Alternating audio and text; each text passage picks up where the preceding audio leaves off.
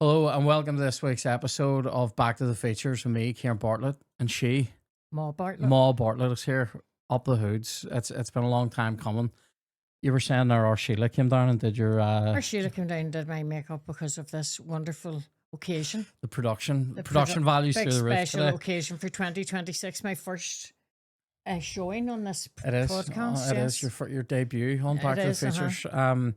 Today's episode is all about 1968's immortal musical Oliver! Exclamation mark. This is a great film. It stars Mark Lester, Jack Wilde, Ron Moody, Oliver Reed, Shani Wallace. I think Shani. I don't know how to say her name. Who else was in Harry this? Seacombe. Harry Seacombe. Very Peggy good. Mount. I've done my homework here. Hugh Griffith. It was directed by Carol Reed, which is a guy. An unfortunate name for a man. But yeah, and Well, you don't know this then if you're just going to leave that hanging there? I do. I know two things. What I do you know know two that- men that are called Carol who were famous. No, but you know that Carol Reed was related to Oliver Reed. We'll save this for the trivia section, Sheila. Sorry. Let's Well, Let's I was pace just jumping- ourselves. Well, I thought you didn't know that. Let's I was not- just no, letting it's people here, know it's my wee all- bit of knowledge. it's all in here. We save it. We drip feed the knowledge. We sprinkle the Alright. knowledge on these idiots. And then so this as I said, 1968, it was from the musical written by Lionel Bart, who we'll talk about later, but the musical was in the West End in 1960. It hit Broadway in 1963. It was winning awards and being nominated for awards, and then they made the movie in 60. It came out in 68. It won six Oscars. Now 5 of those were from the 11 nominations it got. It won Best Picture, it won Best Director. It also got an honorary Oscar for, I want to say, choreography. And it was made for 10 million and it made 40 million, which is pretty, that's a 4-time return, but 40 million on a film pre-Jaws is pretty fucking great. So before we get into this, how have you been, Sheila? I've been very well, thank you very much. People ask all the time. I mean, you're probably... Well, I mean, I know my fans are out there, and it's only when when you hear that I've croaked or something that you'll realise, Jesus. oh, she was sick. That is dark. But no, she is still, I'm still kicking about She's still annoying here. people. She's still And annoying I, people. and That's- I can want to, I confirm that. will be around. I've promised my family I will be around for as long as humanly possible to torture the life out of them. You're doing a great job, I know but I I am. would say a lot of people have requested your appearance. I don't know how many people will have actually sat down and watched Oliver, but if you haven't seen, I mean, I was going to say this, if you hate musicals, I mean, firstly, fuck up, but secondly, you're going to have a terrible time here for the next hour, but do stay because it is going to be funny. Yeah, like, where do you stand on musicals? I love musicals. I really do love We grew up musicals. watching them. There's a few that I can't stand, like Carousel. No, isn't it weird Those- how I feel that sort of taste has been passed on? I would hate things like Carousel or like Rent, Oklahoma. or I don't really like Oklahoma. Don't like South Pacific. No. But like stuff like Oliver, Sound of Music, like Calamity Seven Jane, Brides for Seven Seven Brothers. Brides, mate. It's all in front of us. Mate, I love all those. But it's weird. Do you know what one I fucking hate? And it used to be advertised. Do you remember on our we had an official? This is how cool we were. We had the official video of Seven Brides. Yes. That wasn't recorded off TV. That was an MGM special.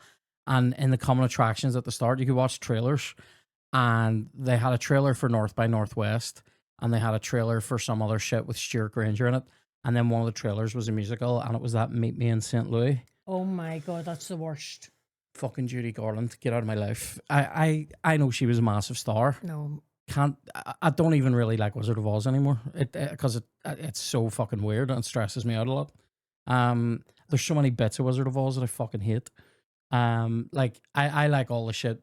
I see basically all the stuff that I used to like when I was a kid. I fucking hate it now. I hate the Munchkins. I hate all that. Okay. It's So you don't it's like too silly. the Lollipop Guild? No, fuck the Lollipop Guild. No, I'm fuck the, what do you call the other ones? The Lullaby League. Fuck Oh, the off. Lullaby League. Get out of my No, life. no. No, get out of my The- life. And fucking Glinda. Sorry, we're getting off topic here. Glinda the Good Witch, getting the fucking sea. All this fucking, no, out. Off their time, but you have to go back to off their You time. do have to go back, but what I like about Oliver is that I feel like we are going back slightly to the 60s, but it gives us a sense of London in the 1800s, guys. Obviously, this is, if you're not sure what Oliver is, by the way, I did say all about the movie and I said about the musical, but it's a musical retelling of Charles Dickens' Oliver Twist, which is, we'll talk about what the storyline is, just so you know. Basically, Oliver is an orphan. He's in the orphanage at the start, the workhouse type thing, and on the treadmill, a proper treadmill, not like this shit we have now in the gyms, and or the one that fucking gathers dust in my house. A proper treadmill where it's like you're like it's on. Anyway, I don't need to get into that, but he's in there. He asks for more gruel or whatever, and people freak out because he's asking for more food. And so More? more. He gets sold to an undertaker. He gets away from the undertakers. He befriends a pickpocket. He becomes part of a pickpocketing gang. He's shot at picking pockets. He gets fucking lifted for it for picking somebody's pocket. Who later turns out, and we'll talk about this later. Who later turns out to be his actual biological grandfather. And then in the midst of that, there's a guy played by Oliver Reed in the movie called Bill Sykes, who's this gangster who's working for who does jobs for the guy that runs the pickpocketing gang. And anyway, it all goes off, doesn't it? I don't want to do spoilers, but basically in the novel, a lot of people get hanged, and in the musical, it's all fucking lie. So we'll get there, right? Absolutely, because yes, I'm afraid to open my mouth here in case I spoil anything, but Well, don't use up your good sentence because we're going to take a very quick. don't worry. Don't We're worry. gonna take a very quick break now, and then we'll come back and give you our Clint Eastwood one takes. This week's episode of Back to the Features is sponsored by our brilliant friends over at Golden Popcorn. Golden Popcorn is a local company. They operate out of a big factory in Antrim. I've actually been to it. It smells unbelievable. In all the best ways. All factories smell unbelievable in some way. So check out their website, goldenpopcorn.com. You can learn about the company, learn about what snacks they make. They make these amazing handmade popcorn snacks. So they have salty, sweet and salty, sweet and salty. Look how difficult that is for me, for my brain. Anyway, so the only thing more sensational than this Streets of Rage t-shirt I'm wearing is a big bag of the Thai sweet chili golden or gourmet crunch that they make. So they make gourmet crunch, and it has Thai sweet chili, it has salt and vinegar, it has cheese and onion, and it has Louisiana barbecue, which are these wee smoky numbers that I enjoy. So they're all low calorie, they're all allergen free, they're great snacks, especially if you're having a movie night. You're gonna, you can sit in, get the popcorn, it's cinema style, get gourmet crunch. It's like healthier crisps. It's unbelievable. And we really love them. Like, we don't even have any gourmet crunch left here to show you because I have literally eaten all of them. So, which is either because they're amazing or I have a problem. Maybe both things are true. But we really enjoy them. They're a great company. They've been very kind to us. Thanks for sponsoring the pod. On with the episode.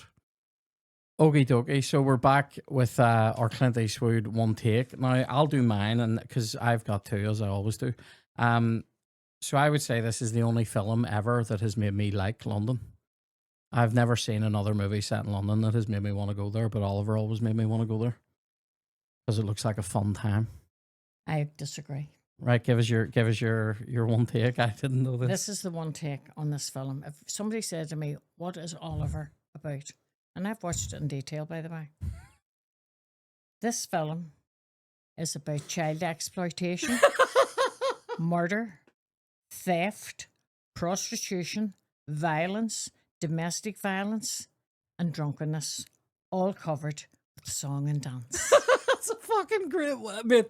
That is exactly what it is. That's as good a take as that one. Remember they used to say about Sound of Music was nuns, Nazis, and Julie Andrews, mate. That's here. That's everything that's in fucking in Oliver. My other one take is that this is in.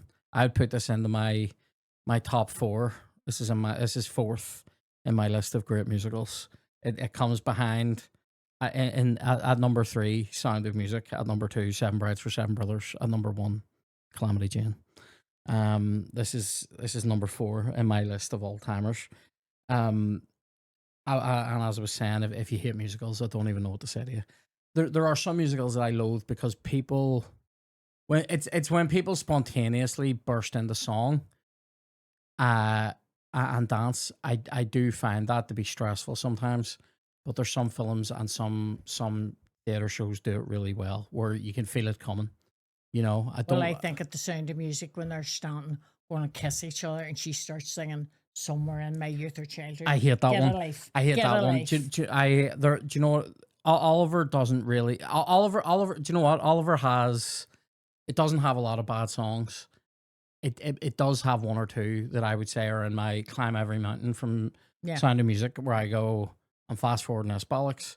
Seven Brides for Seven Brothers, by the way, has become more acceptable to me as I've gotten older. I used to fast forward that fucking wonderful, wonderful day shit. Now I'm all about it. Yeah. I'm like, you sing, Millie. I love it, right? See, I'll take it, right? But see in Oliver, see this song, and we'll talk about the songs later. See when Oliver sings that fucking song, "Where Is Love?" I want to I'm smack out. him.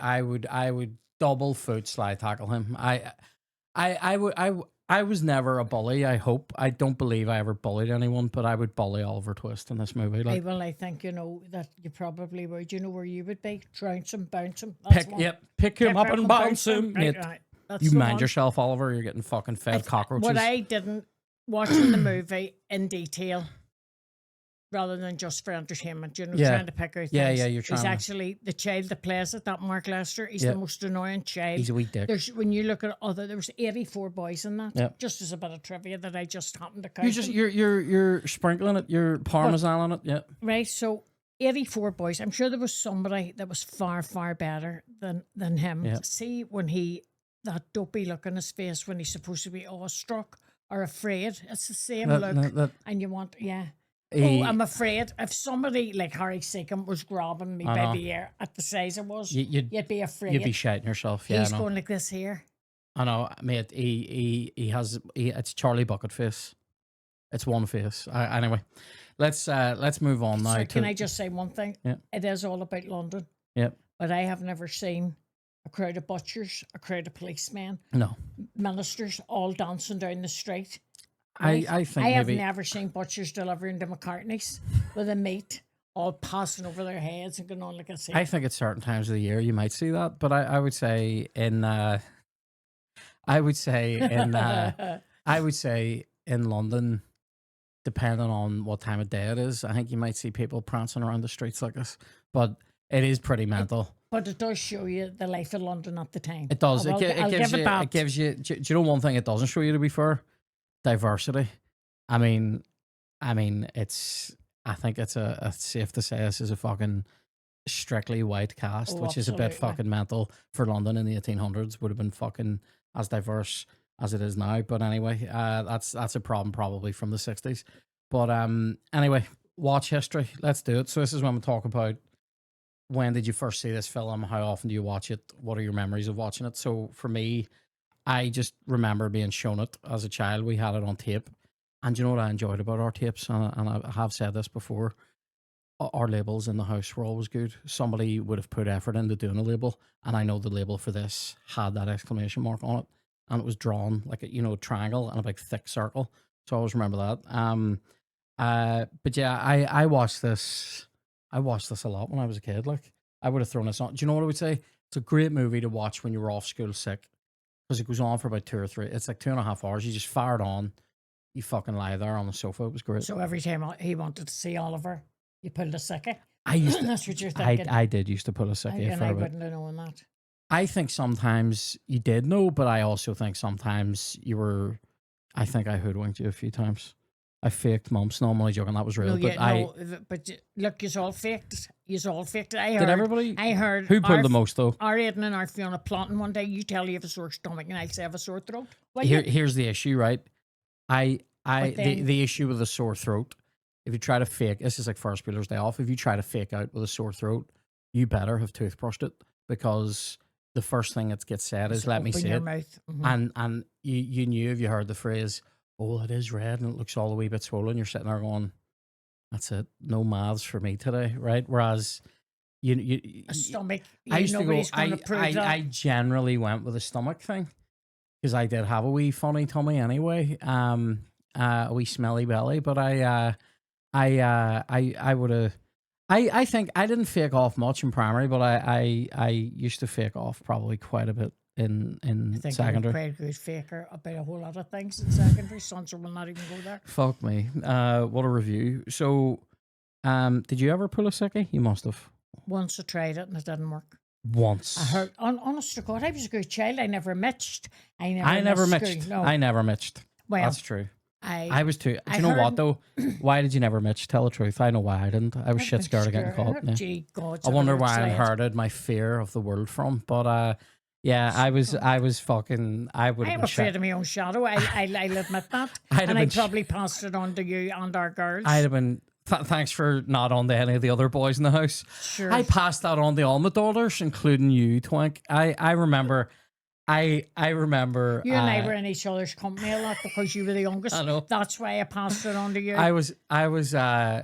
The saddest thing about me though is that I used to think I was fearless, but in my heart, knowing that I was shitting myself all the time. But that what do you call it? That's why I never picked off. And a couple of mates of mine did it when I was in secondary, and they're like, "We're going into town," and I was like, "You're going alone. I'll not be there." Like, well, when I was a child, my grandma used to go to mass every morning, and she came in one day after mass, and she said to my mummy, a daily "I communicant. feel, oh God, oh Sheila, mummy's name was Sheila as well, by the way. She was not Maw Bartlett, just Sheila. But anyway, and she said, Granny said to her, I feel awful. My legs are like jelly. I just have no energy. What does this Sheila do? I failed that. Yeah. That's how you get off, right? So a few weeks later, I come down I failed that. and I goes, Mummy, I feel really just all like kind of weak. My legs are like jelly. Sit down there, she says, and I'll get you your breakfast and you'll be all right. 5 minutes later, I'm on the bus to school. No, so I know. I remember the time I did get mumps. So I remember I came back from that school trip, right? And I was sick. Like I had something for like a week, like a flu type thing. And you know, it was good. I used to enjoy, if you'd been off day Thursday, you'd had your 4 days. What's the fucking point going in on a Friday, even if you are feeling a wee bit better, right? So you take Friday just to recoup, right? And then I started feeling better on sort of Friday, Saturday. And then I remember starting to feel sick again on the Sunday. And I remember going to one of my sisters on Sunday night and going, you look at my throat because I actually feel really sick. And she goes, you've already been off school for a week. There's no way you're fucking getting another few days out of this. And I went, right. And I woke up the next morning like a fucking elephant neck. Do you remember? Fucking mumps. Oh my God. 2 weeks of, No, you were really sick. of really ice cream sick. and fucking soup. Oh my God. And Mummy looking after the I was well looked after. Do you You know what? were. I remember there was a cartoon out at that time called Mumphy, which was an elephant with a fucking Oh my fat God, neck. well, nobody ever called you that in the house because you would have been wailing like a wee girl. I did get called it because Ronan Big Coat was only 2 or 3 when this happened, and he was fucking he watched Mumphy, and all our ones were calling me Mumphy because I had fucking mumps, and yes, it hurt me. Well, they Anyway. didn't do it in my hair and son because So- you know I wouldn't have stuck for that for the So child. I was saying this was a good movie. This was a good movie to watch when you were off sick.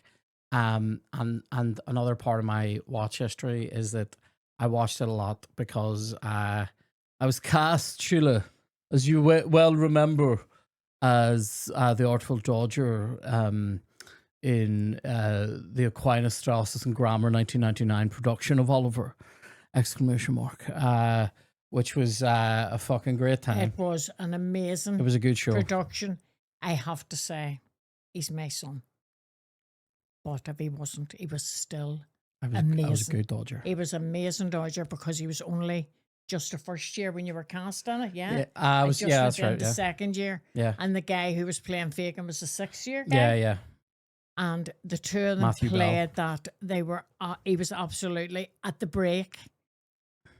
Bishop Farquhar was at the show and he said to me, not knowing who I was, not knowing knowing that I was who I Maw was. Bartlett and that I was the star of the show's mother. And he said to me, isn't the Dodger absolutely amazing? And I went, thanks very much, he's my son. And he just... Peacock feathers. Oh just my came God. Out. Yeah. I thought he was going to get canonized. I really did, son.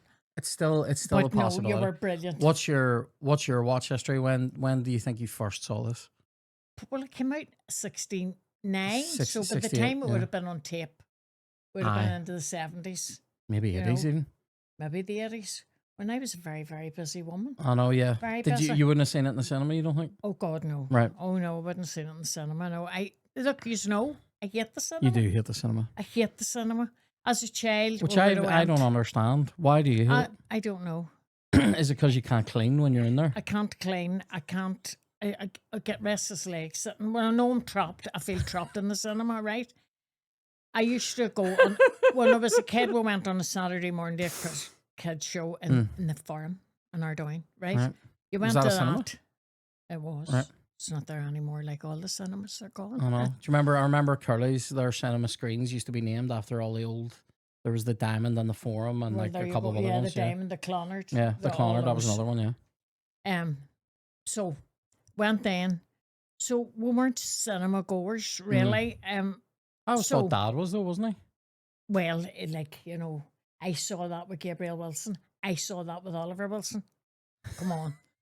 Never went to it with a girl. Come on. The two of them covered his back, right? But I remember going then when we were going together. Unbelievable. He's getting that? reviewed. I went to see that with Oliver and Gabriel. Yeah. All And these he thought wrong and I just did you love, right? But I remember going on an occasion like Funny Girl, The Sound of Music. He took you to see Where Eagles Dare, didn't he? Where Which Eagles fucking Dare. melted you. Yes, about Look at 3 that, though. weeks before our Fiona was born. I will never forget trying to sit in the cinema watching something I knew nothing about. I didn't know what it was about. I wanted to kill myself. It was awful, right? So, and then the kids came along and I didn't go to the cinema. I always think like even when I was an adult, if there was a film on, me and Dad might have sat watching a film, and sometimes you would have sat down and watched like 10 minutes, and then you're just up doing something. Yeah, and so like, but I also remember then there are ones that did grip you, you know, or ones that you did sit through, and then so like the ones that you enjoy, you really enjoy them because it has to be at like a level above. But anyway, Yeah, whereas like, I will sit and watch any shite like. And I don't know if this was a factor, but did the trouble stop people going to the cinema? Probably, yeah. Right. So when all through the 70s, first of all, you were all the family there. We wouldn't have gone out to ask anybody to mind just to go to the cinema. You know, it wasn't our thing. Yeah, yeah.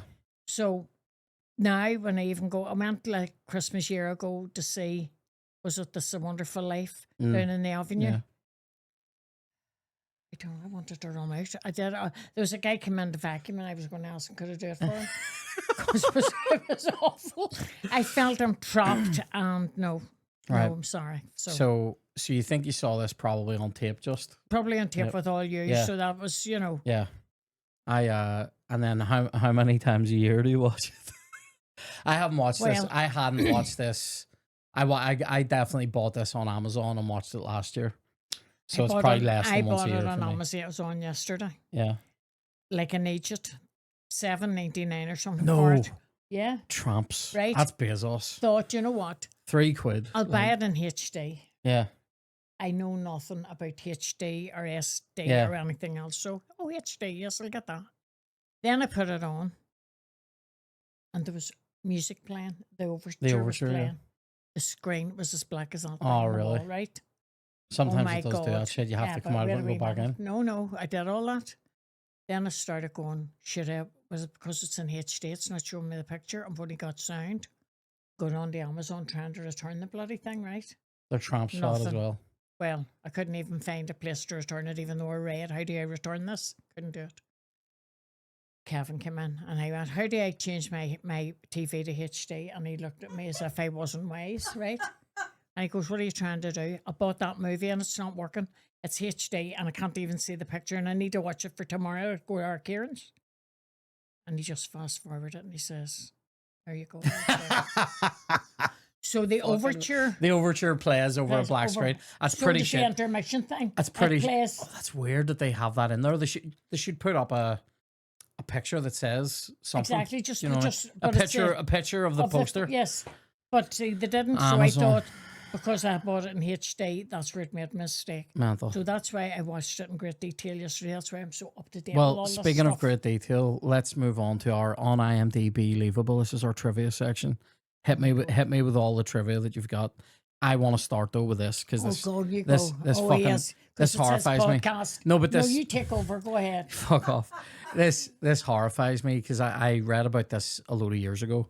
So Lionel Bart, the guy that God, wrote this isn't it musical, awful? yeah, the guy that wrote this musical, he loved the pint by all accounts, and he had made a lot of money from this, and then he was skint, and he owed the game show host Max Bygraves. Now, am I right in saying is he the guy that did 3-2-1? Is that Max Bygraves? The fucking 3-2-1 with the dusty bin? Is that him? No. No, I don't know. I can't remember what program he ended up. Or was he an original? Did he He was was he a original? singer. Was he original Family Fortunes guy or something? I think he. Well, anyway, look, he was a fucking game show host by the time this happened. One of his famous songs when I was wee. You're a pink toothbrush and I'm a blue toothbrush. Will we bury me in haste? Oh the my level. god! And his big one was you need hands. Does he you rhyme need toothpaste with hands." haste? Does What? he? Does he go on to rhyme toothpaste Yes. with haste? No, will you Sorry. marry me in haste? I'll be true toothbrush to you toothbrush, and we'll both use the same toothpaste. Does he? Yes. That's it. That's I him. have never heard that song, and I already knew when you said haste. I'm like, he's gonna say toothpaste. Well, there you go. That's it. Go ahead. Go Get out of ahead. my- Be a wee bit of trivia. Anyway, sorry, get out of my life, Max. Right, so I he. think he's out of La- everybody's La- life. I Lionel, think he must be dead 30 years. Lionel Bart owed him 350 quid, which was a fair bit of money, probably in the 70s or whatever. But he owed him 350 quid, and Bygraves pressured him and said he would cancel his debt if he gave him the rights for the music from Oliver, and he did for 300 to cancel a debt. And then Bygraves made a fucking fortune and sold it for a quarter of a tramp. No, you're right. $250,000 fucking tramp. And then the guy who bought it ended up giving Lionel Bart a bit of money just to go. He gave him a percentage of the royalties. Yeah, which Here's another thing a that you don't know disgrace. about Lionel Bart. right? He couldn't read nor write music. No, I didn't know that. That's mental. He couldn't read or write music, so he hummed it. He hummed the tune, or he la the Yeah, tune. and then somebody And else there did was a it. guy called. Let me check my Consult your trusty notes. book here. Consult your notes. There was a guy called. Oh, I can't say it. He There's your transcribed it trivia for him. page there. Sold the rights. Yeah, must be on. I thought it was on that page there. Anyway, because he couldn't read nor write it, he hummed it or la it, and this guy interpreted Yeah, what like he transcribed wanted it. and then transcribed Mental. it for him. What do you call it? Consider Yourself took them 3 weeks to film. And I thought this was interesting. You said about Oliver Reed was Carol Reed's nephew, Mm. but it was one of the producers suggested Oliver Reed be in it, and Carol Reed was like very unsupportive of that. But then they screen tested him, they auditioned him and screen tested him, and he got it. And then, the producer didn't know that they were related. But Yeah, then that's right. the director did 50 to 60 takes of every scene, which. Oh my God. I would be fucking beside myself. I couldn't even stand there for it, as even if I wasn't in it. Can you No, imagine? yeah. Can you imagine being one of the background artists in this? Like somebody standing there who's maybe you've just got to say, like, if you're in the bar and they go action and your job is to pour a glass and hand it to somebody or something, doing that fucking 60, 70 times. Anyway, they rehearsed for 6 months, which is unheard of now. There are very little rehearsal in films now, Mhm. but like 6 months is legit. Have you any other I ones? suppose if you're trying to get 84 boys, Yeah, who were yeah, aged between 8 and 15. yeah. Mark Lester wasn't allowed to play with them. He wasn't allowed to run around. I read that he wasn't allowed to play because he used Because to he- go rosy faced. And then they would have had to put some more makeup on him. Maybe they were smart. Anyway, Georgia Brown was an actress who played Nancy on the West End, and everybody thought she should have got the part in this, and she went for it because she'd won awards and all for playing Nancy, and she was the original Nancy. And then out of nowhere, they just cast her friend, your woman, Shani Wallace, who I don't think was ever really in anything this big again. no. And Lionel or Ron Moody did the stage show, but they didn't want That's him to right. do that. I read They- about- They had other They people. yeah, they I tried. read that they tried Peter O'Toole and Peter Sellers. I can't imagine fucking Peter O'Toole like singing and all. Like maybe he did, but like Mark Lester's singing voice, Oliver's singing voice, is actually a girl singing. It's not even him. It's the girl. Her name was Kathy Green. She was the daughter of the musical arranger, which is fucking mental. Harry Seacombe. So there was a thing I read about him where they put a fake ear on Oliver, and when he grabs his ear, the fucking ear came off in his hand, and he shit himself because he thought he pulled the kid's ear off. Which is top banter from the makeup department. Let me see what other ones. When Mark Lester turned 18, so the money he made from this, he made a fortune off this film, and all the money got put into a trust fund, so he wasn't actually able to touch it until he was 18. And the first thing he did when he was 18 was buy a Ferrari. And he was apparently great mates with Michael Jackson. More than great mates from what I heard. I love the way you said that. Like you heard that in the butcher's in Andytown. That's the way you said that. It was in the fruit shop. I heard it, and plus it was because he That's himself. fucking unbelievable. No, wait a wee minute. He himself has claimed that he is Paris. Oh, I have heard that. Sorry, that is correct. He's her father. So it wasn't me just throwing it out there for a bit of dirt that I heard in Andytown. They cut the Bill Sykes song, which is called in My Name or something, and they cut that because Oliver Reed wasn't the best singer apparently, but then other people said they just didn't want him to sing. They thought he was more menacing, and they play the music of it when he's on screen, especially like during the burglary. Is that right? Yeah. No, yeah. He's very menacing the whole way through it.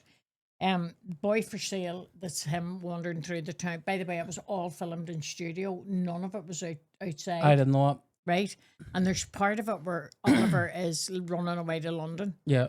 And it's like all countryside. Yeah, it's all real and all. And that is all That's filmed. all studio as well? All studio. That's based. mental, because that does look like location. And Boy for Sale is in the snow with him wandering through the street trying to get rid of him. It was filmed in July. Mental. I didn't see any of that. I read that what do you call him?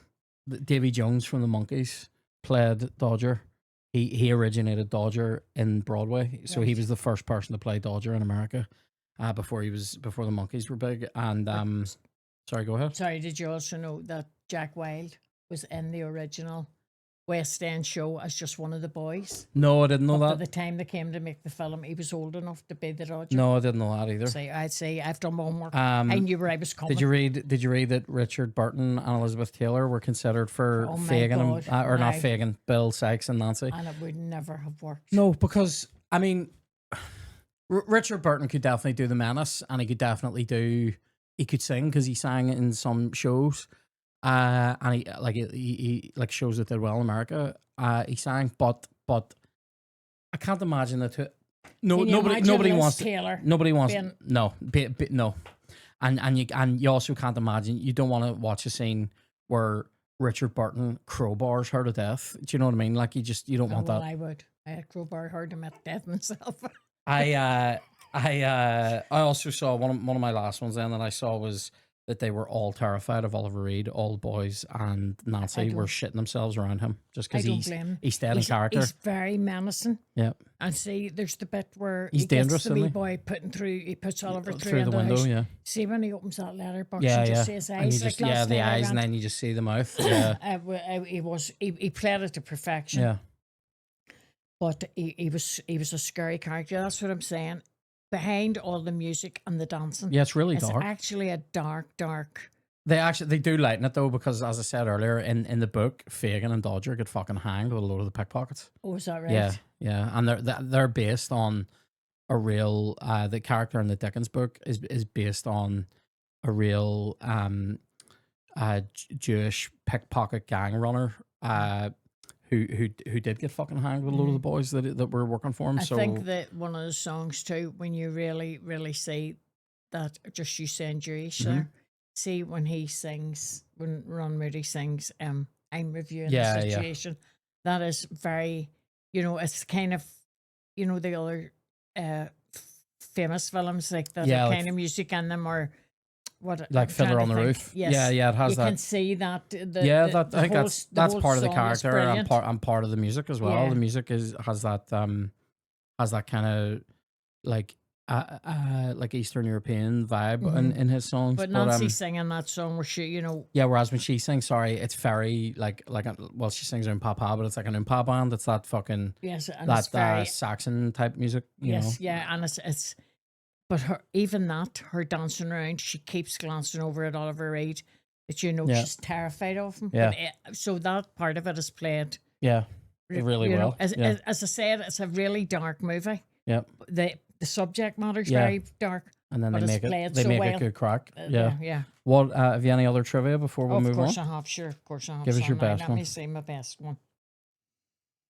Let me see now. Give over.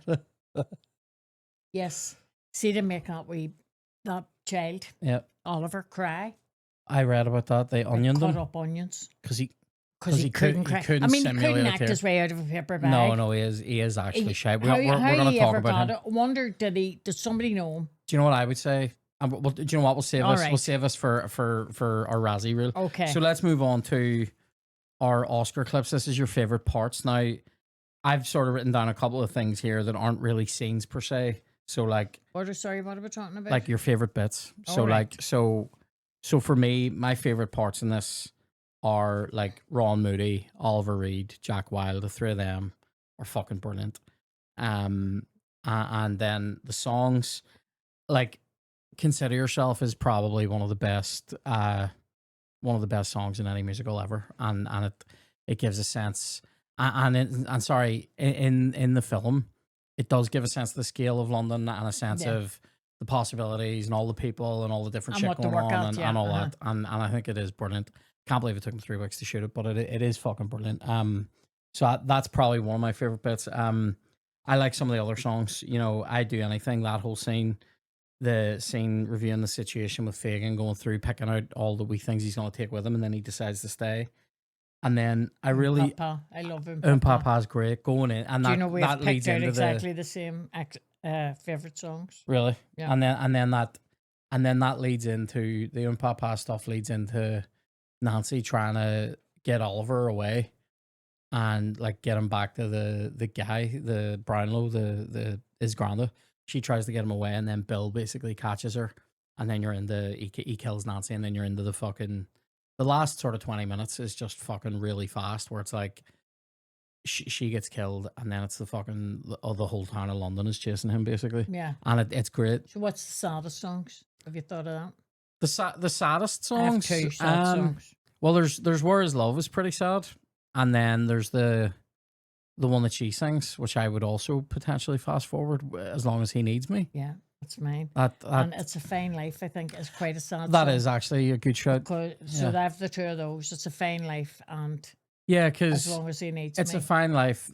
She sings that in the bar, doesn't she? Yeah. And there's parts of it are funny, but then there's like, you know, this is shite, but you make the best out of it. Then because there's a line in it where she says, "But we have somewhere to sleep and somewhere to eat." Yeah. And you think, but look at the life you have to do that. Yeah, exactly. Because that's what I'm saying. It's all that dark. Yeah. But that is how probably that is like the people lived. That is like Dickens's London, because I always think the bar and the scenes around the bar always remind me of in A Christmas Carol when Scrooge goes to when Scrooge is with the ghost of Christmas yet to come. Yeah. And he sees people selling his shit. Mm-hmm, yeah. It's like that. It's the same vibe, especially in film. Like any films are very like Oliver in that sense, where any films of Christmas Carol at that scene remind me of the bar in Oliver, if you know what I mean, because it's sort of shitty and like people are sort of ducking and diving just to get by, and they're doing shitty things like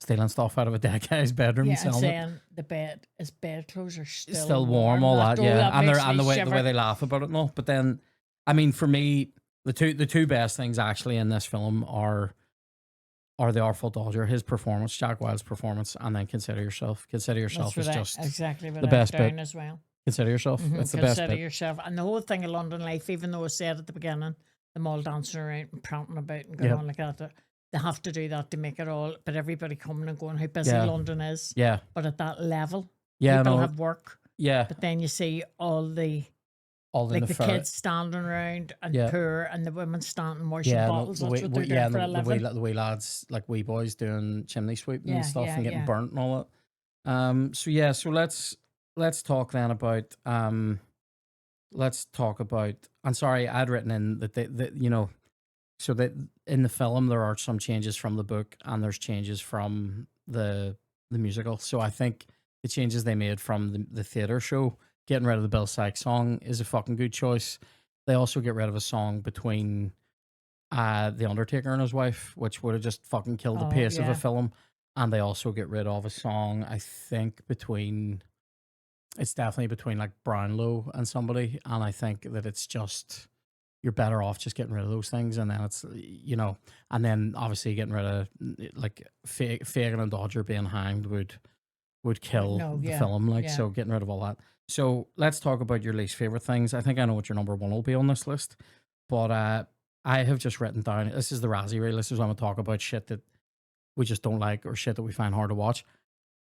Well, we Oliver. say this. I mean, Oliver is the worst thing in Oliver. Yeah, Like, he literally definitely is. is. He's a gimp. That's the phrase that I would use. He's a gimp. He's a wee weakling. He never really changes out. He never No. grows. He like for all the experience of being in London, he just stays like a wee mouse. And I'm like, Yes, you but see the it far more when you're an adult, because when you're a kid and you're watching it, you think he's the main character. I really like him. Yeah. And then as you grow up, you go, he's a wee dick. It contradicts itself a bit because he wants to get to London. Yeah. He has. I want to go to London to make my fortune. Yeah, he has. You know, Fucking shit, huh? he's savvy enough to escape and get away, right? Yeah. To try to wave down the stagecoach to get a lift. Yeah. And then he gets to London and he's all. Yeah, yeah, no, you're right. You know yeah, what I mean? yeah. And That's a great point, because he's travelling miles on his own. He has balls enough to walk over to Harry Seacom and go, feed me, and then But see, he doesn't. Well, even that scene where the kids. Yeah, that's right. Actually, where the kids he gets draw the they draw straws, right? And he goes and he gets up and he walks up. There's not enough fear on his face. Yeah, yeah. It's that same one expression. You know, oh God, I want to get up and shake him and go, would you act? And if you don't get out, then we'll get that child out of it. Would you act? Is fucking amazing. This is what I was going to say about it. I think you said earlier, did he know somebody? I believe that he had the right look. I think he looks he looks right for the part, if you know what I mean. Yeah, and when he in looks, the same way that Jack and he has Wilde to look like the photo. I know that photo. Yeah, stuff, yeah. But he has to look girlish. He does. him. Because they have to. Yeah, he has to go. Yeah, oh, that could be my daughter's son. Yeah, or his niece's son. Even let's get it right. You're a wee dick. Well, you said earlier. I know it's his grandma. No, he's not. He's his great uncle. Oh, I definitely thought it was his daughter. No, because he said that's my niece. No, you're right. You're quite right. I'm never wrong, Kevin. Karen, do you not know that by now? I hate this. I hate what's happened here. When I'm wrong, I will admit it. But when I'm right, by God, I'll crow. So personally, right, let's say our worst scene together.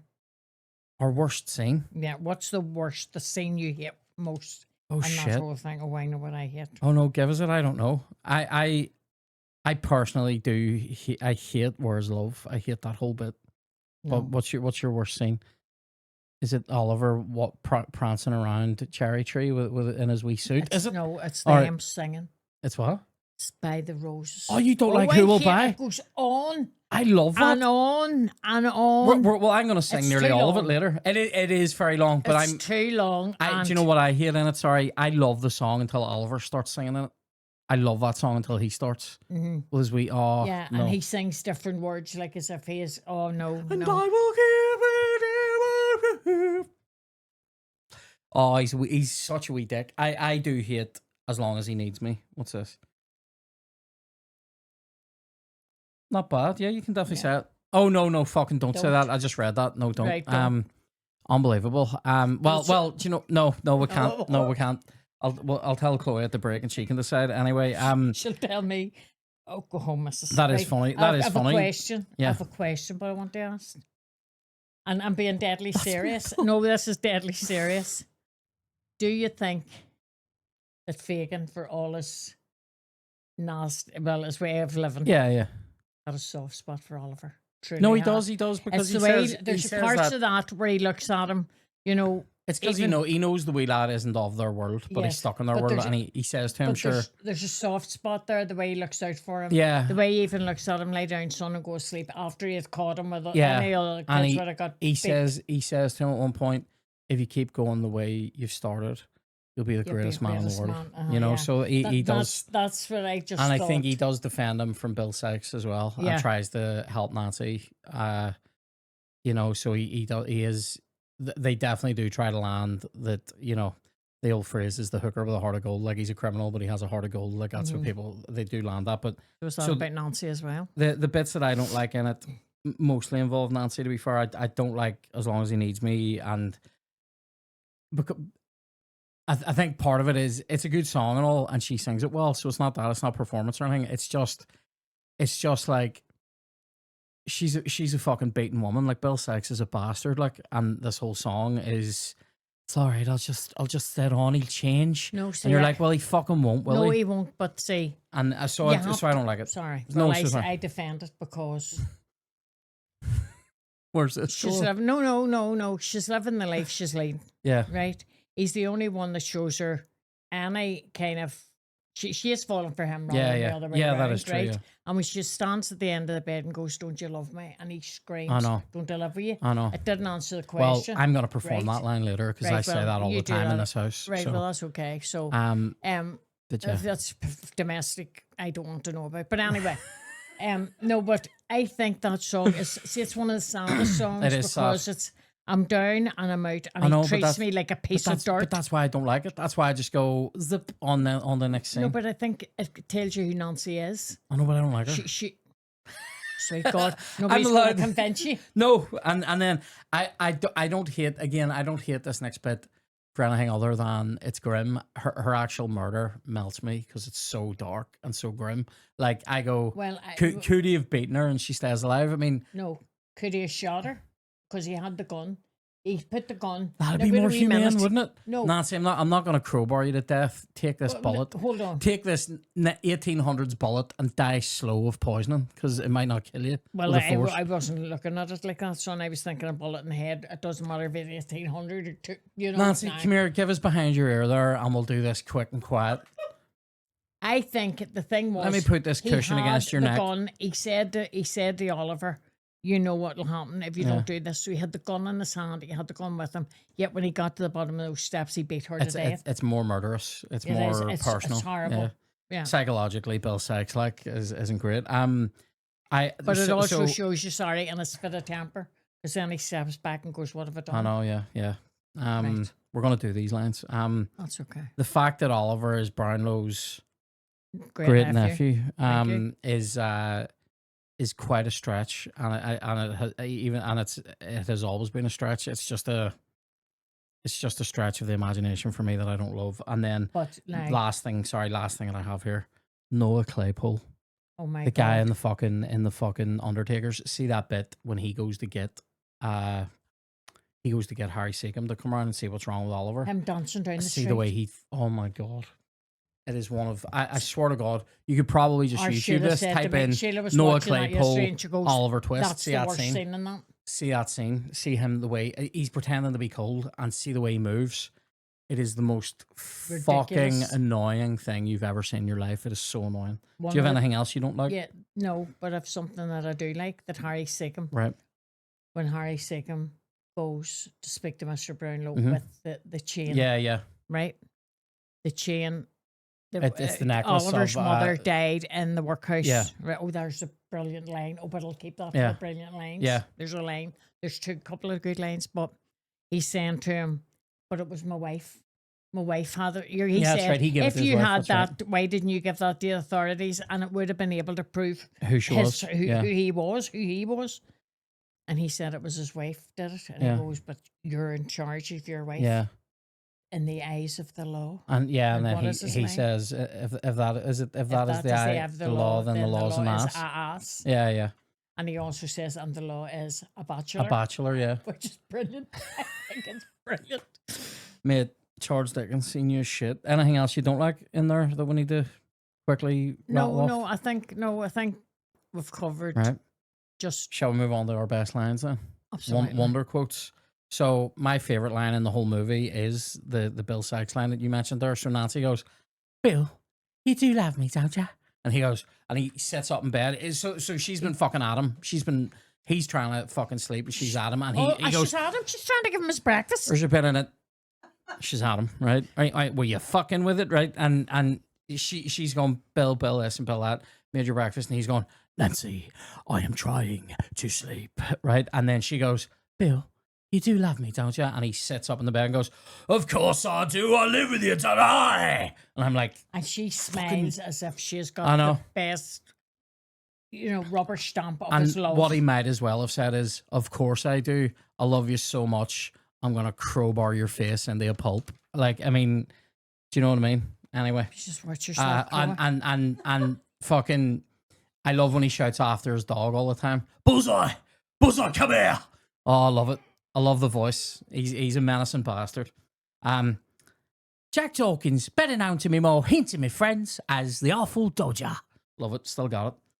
Oh mate, the immortal line, of course, is, "Please, sir, can I have some more?" And he goes, "What? More? Please, sir, can I have some more?" Oh, fucking Oliver, take this boot in the fucking bag.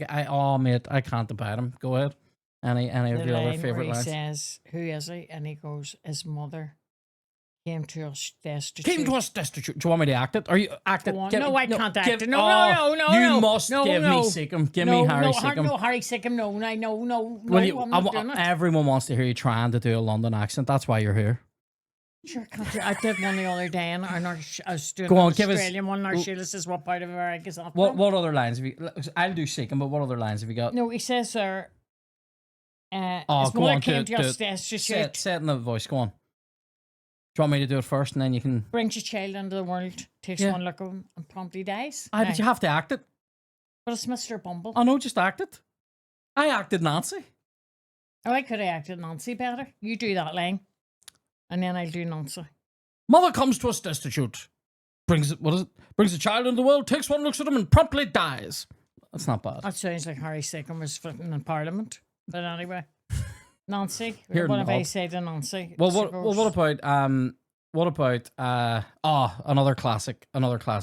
These sausages are mouldy. Shut up and drink your gin. Go on, give us Fagin. Go on, do it.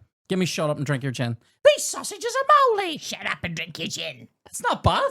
That is not as bad as you're making out it would be. Obviously this line is in a song, but it is a great line. The fucking boy for sale. Fucking.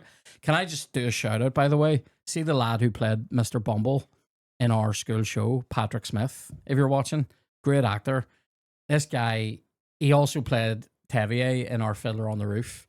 And even when we were teenagers, we were all sitting watching this guy going, well, he's on a fucking another level. And he went on to be a fucking star in the West End. Like, that guy, great actor, great drummer, and fucking unbelievable singer, Patrick Smith. Right, I'll do a line, Mr. Bumble. When he's in the... He hasn't actually sold him to the Undertaker. Right, He's right. given him on approval. Oh, yeah. He said he wouldn't pay him until he tries him out for a week, yeah. Right. Of course, Oliver goes nuts again. Completely out of character. Yeah. Completely out of character. Your man says about his mother, and he goes for your man. Yeah. Claypole or She's whatever. a regular right-down bedding, Yeah. she was. Yeah. And he goes for and he's supposed to be this 10-year-old dopey creator. Yeah. And he knows his mother wasn't a hooker. Come on. Anyway, the line is, they're saying he's gone mad. He's gone mad. This is the way he behaved in the workhouse, and he went, "It's not madness, it's meat." Oh, yeah, that is good. It's not madness, Mum. It's not meat. right. You've given the boy meat. Mum. Yeah. It's meat. Yeah, Right, that is a fucking great line. I can't do it. I can't do it. I don't know why you're trying to make an idiot out of me. I'm not. You have to do it though. I enjoy when Bill Sykes has robbed stuff, or Oliver has lifted stuff, or he has the books. He's meant to be bringing books back. That's right. Brownlow sends him to bring books back to the shop or the library, and there's money for the books, and then they snatch Oliver. When Fagin sees the fiver which is like a fucking A4 page, by the way. When Which he it sees would have that, been. yeah, It was a white favor. when he sees that, fucking Bill Sykes takes the money and he goes, "Oh, Bill," and he goes, "You can keep the books. Start a library." And then one of the other lines he says in that point is great, where he goes, "Hands it over, you avaricious old skeleton," like that. And you're like, Yeah. and he's got him by And throat. the thing you have to remember is You both avaricious. Nancy and Bill Sykes lived, they were the pickpockets for him Yeah, as that's children. right, when they were kids. So they owe him something Yeah, that yeah. he kept them off the streets, Yeah. albeit that Yeah. they were robbing all around them. So that's, but then Bill Sykes grows up to be that hateful, dark Yeah. character that even Fagan's afraid Yeah, of yeah. too. Fagan is afraid of him. He tries not to show it, but Yeah, no, he is. He shit terrified himself. of him. Like, yeah, because you can see even when he talks about him, when he says to Dodger, he goes, "You'll be all right, regular little Bill Sykes," and he's shitting himself even saying his name. And the bit where he gets Who's the Bill money Sykes, Mr. and he- Vegan? and he talks to the owl Yeah, yeah. when the he owl's lifts the class. thing out and he goes, "Worth more than all the rest," Yeah, and he yeah. puts it in his wee bag, his wee pot. Oh, when he kills Nancy and he goes, "Nancy, I loved you, didn't I? Look what you've done to me, Nancy." Classic Sykes. When Fagin goes, when he's trying to calm him down, when Sykes is giving him all the shit, the fence for him, and he goes, "Nancy's waiting, Bill. Give you a good supper." And then there's, "You promised we could go and see the hanging," is a great line from Dodger. "Oh yes, we're all ladies and gentlemen here. We're all quality." And then there's just I think my favorite line on the whole thing is, "Of course I do. I live with you, don't I? Listen to the fucking gravel in my voice, you slag." I love it. I love it. Oh my God love it. almighty. Give it, That's your favourite line? I think it's funny, yeah. I don't know what my favourite line would be. I Give don't us- even know if I Give wrote us, it down. give us a line in the voice. Give me one of give me your best London voice. "Who's Bill Sykes, Mr. Fagin? He's a very special gentleman." They all suppose what they want to suppose. When Could they it see be Papa, Papa, that's how it goes. Papa, everyone knows. They all suppose what they want to suppose. Would it be Papa? Great Des. Yeah, So and that was in my London accent. That I wasn't was bad. good. I was good. I Shall could we? sing it in my accent. I can't speak. Shall we move on to director's cut? So this is where I would ask you, what would you cut out of it? What would you add in? And if you were playing a part in this, what part would you want to play? So if you were cutting something from this, what would you cut? I would cut the length of that scene. The That's Who Will Buy. supposed to be Who Will Buy. It is It very just long. goes on and does on go on. and on. It's like as if They do that musical sometimes, don't they? Where there's a scene, like, I always feel like I said earlier, climb every mountain, you're sitting there going, is this over yet? And then fucking Gene Kelly, mate, singing in the rain. Some of them ballet fucking sequences are Yeah. 10 minutes long, and you're like, yeah, mate, yeah. can we fucking get there? Like, Yeah, so that's the bit. I wouldn't maybe cut it out completely because it's to show that this is a far nicer part of London yeah. and that's, you know what I mean? Yeah. So fine, put it in, but don't let flipping Oliver start singing No, along with I it hate when because he it's sings. ridiculous. It is. He He's melts me. supposed to be in It's awe of supposed what's to, yeah, going on. and it's supposed to be then he's fitting in, and I'm like, he doesn't fit in. He's a wee dick. Mm-hmm. Anyway, sorry, we might be being quite hard on this child actor, but he does absolutely melt me. I would have added in Oliver Reed singing the song. I would. Because it makes him actually slightly less menacing, which I think would work. Because No, I don't. I think he's so menacing. maybe you're right, You actually, don't want to because soften him. he does end up having to kill her. So you might, do you know Yeah, what? and he Do you know grabs what? the wee boy and he doesn't give a monkey, so You've he's going to convinced make me. him. You've convinced me. Let's leave the song out. So What? you've convinced me. We'll Yeah, leave no, that out. what I else s- do you want me to speak I was about? I was gonna say, I would cut Oliver from just being such a gimp. That's one thing, and then one of the other things was, so sorry I said there, I hate Where Is Love, and I would probably cut it. And then also, does Nancy? We did sort of discuss this a wee bit already. Does she need to be fucking beaten to death? I don't think so. As you said, he could have shot her. So And maybe actually Yes. that would have been a bit easier. I find It's very violent. let's that actually, bit. and the music is even, it's a classic, you know, the fucking ree, ree, ree, and you're like, all right, lads, 20 minutes ago we were selling roses, like, and now we're fucking, Yeah, we're making jam on the street, like, I'm not into that. And then, I would have, see, so with the time that you're saving by cutting something like Where Is Love, we could have had a wee bit more pickpocketing going on, and yes, I always enjoy watching that in films. I always enjoy a pickpocket scene. yes, because when they spent so long, showing him how to do pick the pocket, Yeah. and I do like that. And then he song, fucks it up the first time. Uh-huh. It would have been nice to see him maybe get something easy off someone and then go for that guy's And wallet. like Dodger and Charlie were Yep. supposed to take him out and look after him. He walks into London and he wanders away and leaves Yeah. him. That wee bit doesn't ring true. I hate the way he actually doesn't even pick the guy's pocket, so he doesn't even have his wallet because Dodger takes it and runs off. Yeah, he does nothing really. I hate all that. And then I've said the part I would love to play. I would love to. Obviously I would make a very funny Bill Sykes, so I'm not menacing enough, but I can do the lines. But I would love to play Mr. Bumble now. If there's a production going, hire me. I'll sing Boy for Sale, whatever. Mhm. Yeah. Yeah. I'll do the fucking. I'll sing Oliver as well. It's a good song at the start. Oliver. I'll give you that as well. If you were playing a part in this, Well, it'll have to be one of the girls, don't it? There's what, Nancy or me? or Bet, yeah. I know there isn't really. There's not There's really. no- there's would, not would you not? really- Would you not want to be like the fucking rose seller?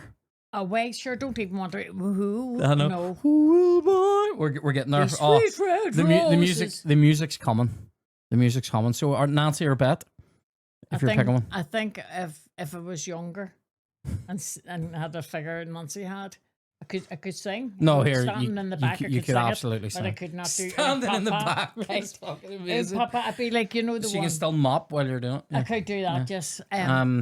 But No, you could definitely sing these songs. that whole thing, saying the bit that I don't like now. I know it's to show you the kind of women they are. Let's say, and look at me being so PC. I know, yeah. Hers, right? You know the way, but they all stand along the bar. Yeah. And they do that. The big hip that thing shake. with their hips. I know. I don't like that It's my favorite because bit. the bit where Nancy's dancing and she, you know, when she's singing about and they lift up their skirt so Mr. far. Precious Snodgrass would off and have the old glass. Yeah. Yeah, and that bit where she says they lift their Yeah, the dresses ankles, up yeah. so far and then Yeah. that's enough, it's not going any Yeah. That kind of thing portrays what they are anyway, right? That bit at the bar, no, I would cut that out. I don't think that was necessary. Yeah. You already know they're hers. Yeah. You didn't need that. You don't need to hurl them up, You know as it what were. I mean? Yeah. We'll stop saying the I word don't know her. how. And I didn't bring it up. I said prostitutes. I was giving them their proper name. I- Ladies of the night. Do you want me to say? Sex workers, Sheila, is the phrase if we're being Oh, is PC. that what it is Yep, now? yep. I'm sure it'll change soon because Yeah, people will go, back to "That's- hers." It's not work for me. Anyway, so let's move on then to the music, right? So this is the score. So we're going to talk songs here and I'm going to perform. So this is why we do this podcast. And so I think the songs in this are fucking great, right? And then obviously Lionel Bart wrote the... What's wrong? What happened there? Oh, weird. So we're going to talk about the songs here. I think the songs in this are class. Definitely, I would say, in terms of other musicals, the quality of the music in this and the songs and the because it isn't just... I always think you need to think about like how the music helps the setting. So like if you're watching something like Aladdin, the music has like Middle Eastern stuff in it, or if you're watching Fiddler on the Roof, it has like Jewish, Eastern European influence on it. And in this, it has that kind of... It has like London, like Cockney music vibes in some of it. And then also, and like vaudevillian stuff, but then also like, what do you call it? The group of songs as a group, it's very high level. Like there aren't really any, even the songs I don't like as much, they're not They're bad still great songs. songs, yeah. Whereas there are musicals that have got like 2 or 3 great songs in it and then some shite.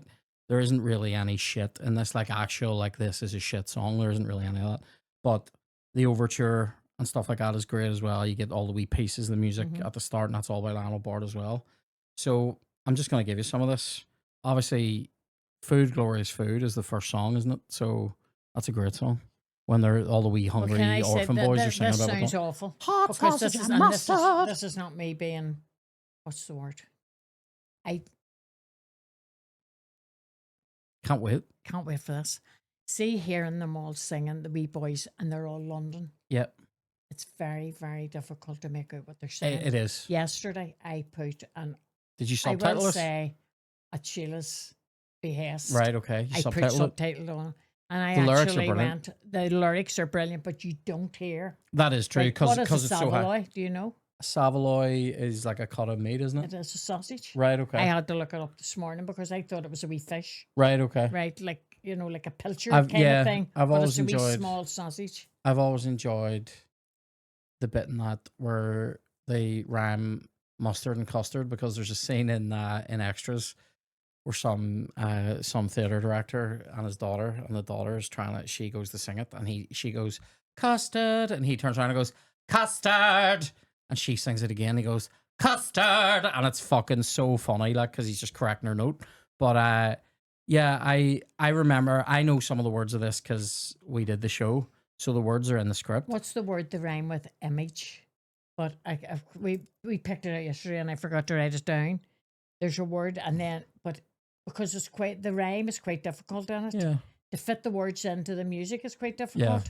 So it's not it's image, that part of image, but not the Image? age bit fits in.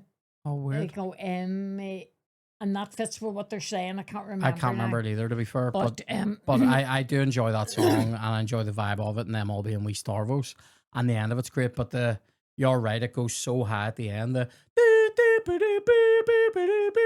And you just know that at the end they go glorious food, and Yeah, then he comes in but and does the for what we're about to receive, may the Lord make you truly thankful, and then amen, and then he fucking smacks the staff.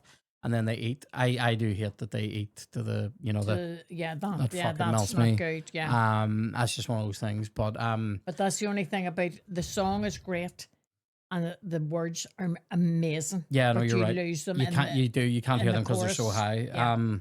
And then obviously there's the fucking I'll live her, never before has a boy asked for more. Worst lyric in the whole movie for me is in that song where he goes, you know, the long, thin, winding staircase without any banister, which will throw you down, and worst line, feed you on cockroaches served in a canister.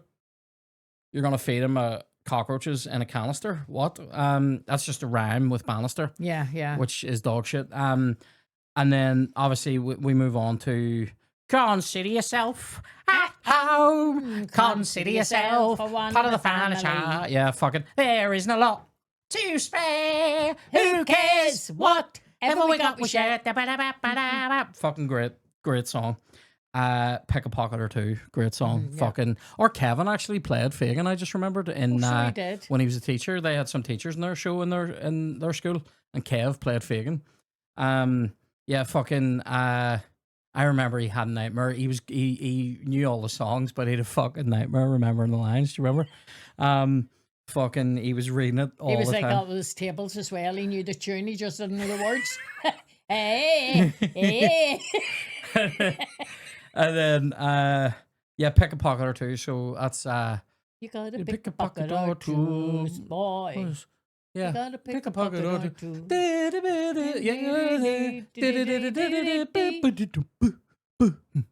Fucking great. I'd do anything for you, dear. Anything. Do you know one thing we did in the school show that I fucking loved? So the boys do a bit where they pretend to be a carriage for Nancy to get in and out. And The umbrellas. and we did the thing with the umbrellas where The you umbrellas paint, are the you wheels. paint the umbrellas and you make them look like wheels. If you put the umbrella up and then you roll it in your hands and it looks like the wheels are turning. Great choreography there from Mrs. McCrossan, Aquinas legend, HE teacher. I'm reviewing the situation. brilliant. Can a villain be a villain all his life? All the trials and tribulations. Well, I think I better find myself a wife.